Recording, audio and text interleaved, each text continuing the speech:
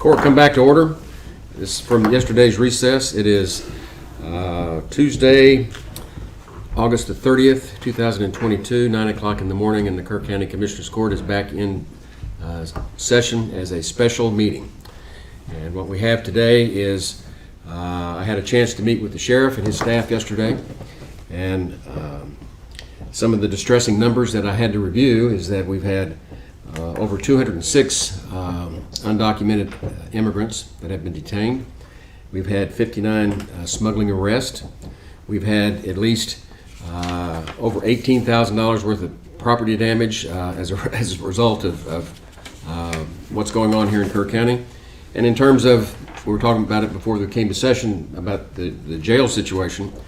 So far, Kerr County has, over just the last 3 months, has spent $65,000 taking care of these inmates. And while this is not maybe an earth-shattering disaster, it is nonetheless a local disaster for us. These expenses are prohibitive, and we don't have them in our budget.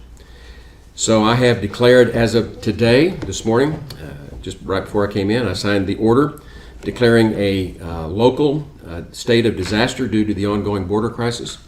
I did not say that there was any imminent danger, but there is a real and present danger and threat from this, and that thankfully our law enforcement has not been overwhelmed.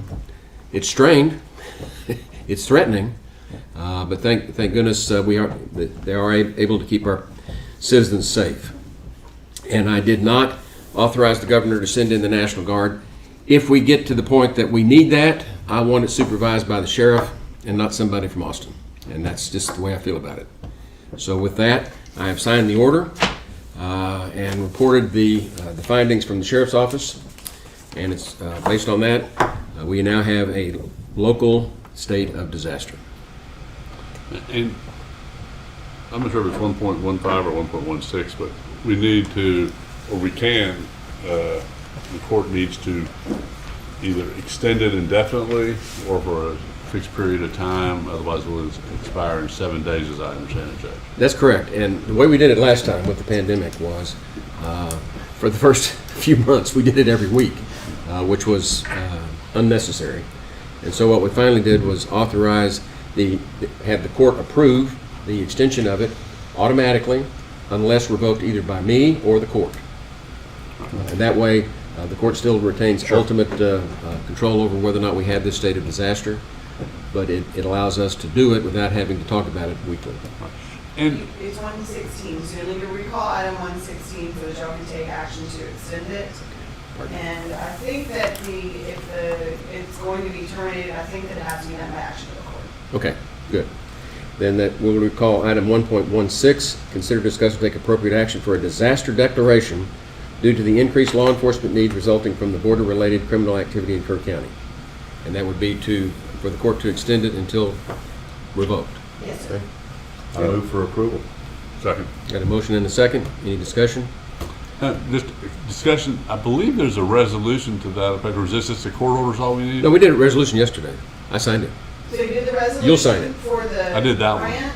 Right. The judge has signed the disaster declaration, and there is an extension order that I prepared for all the members of the court to sign that Jody should have. Okay. But I haven't seen that one yet. Okay. Yeah, everything else is signed. Okay. Okay. I already endorsed the extension until the judge revokes, because I know that the call for disaster is a tough one, but this is getting worse rather than better, and we know this is going to go on quite a while. And that's really the gist of the conversation I had with the sheriff yesterday, is that, and I don't want to disclose anything that's confidential, but the information that I have is that what the cartel's plans are is going to make it more dangerous, not less dangerous. And the last thing I want to do is have people's lives and property at risk without being able to take advantage of whatever funds may be available to help us. I was confident that this was going to get done. You know, it's just finding the wording that you're comfortable with and Sheriff's comfortable with, and all of us. So it's a win-win for Kerr County. But I don't want to send the message that everybody needs to be shaking in their boots with fear, because frankly, we're in pretty good shape, but we're preparing to be in better shape. It could change Sheriff? quick. Judge and Commissioners, I really want to thank you on behalf of me and the whole Sheriff's Office. I know we have to work a lot of things out here, but we really appreciate it. But I think the public will be happy because, you know, we talk about unfunded mandates. It frustrates me because I face them every day. And now I'll be able to use the taxpayers' money towards what it should be used at, you know, our local enforcement.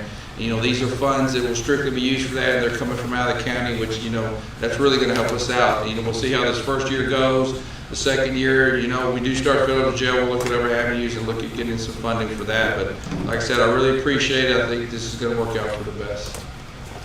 Thanks, Judge. Okay, we leave that for the county clerk. Is there any other business before the court this morning? We need to take a vote. There was a. Oh, we didn't get to vote. There's a motion Those and a in- second. We've got a motion and a second. Those in favor, raise your hand. Thank you. Unanimous, 4-0. And I'm sure if Commissioner Ballou were here, he would join with us. So Without a doubt. I think this is unanimous decision by all. And so with that, court is adjourned.